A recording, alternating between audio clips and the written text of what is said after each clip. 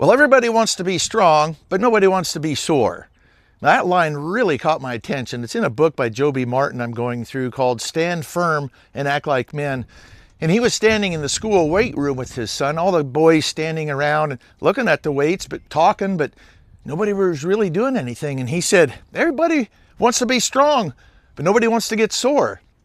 And that's so true in so many things, whether it's a relationship, marriage, job, business, school. It's going to take blood, sweat, and tears.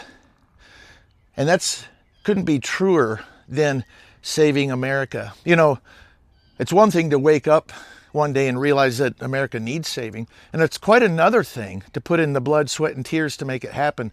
You know, when the children of Israel took over the promised land, God had promised it to them.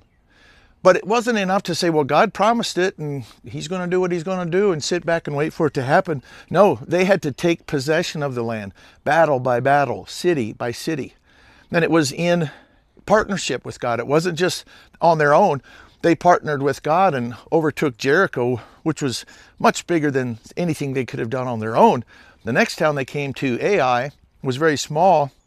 They thought it was a piece of cake. They didn't even send all their guys.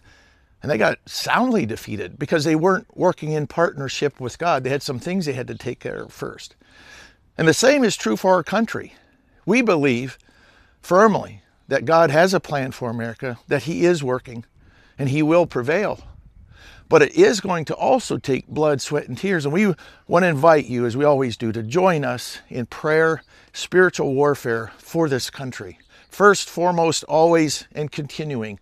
That's something we can all do.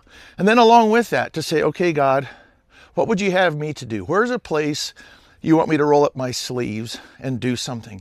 It's got to be in partnership with him. When we do it on our own and we just move in a political sphere, it's going to get really frustrating, probably going to get beat up, not get a lot of progress made.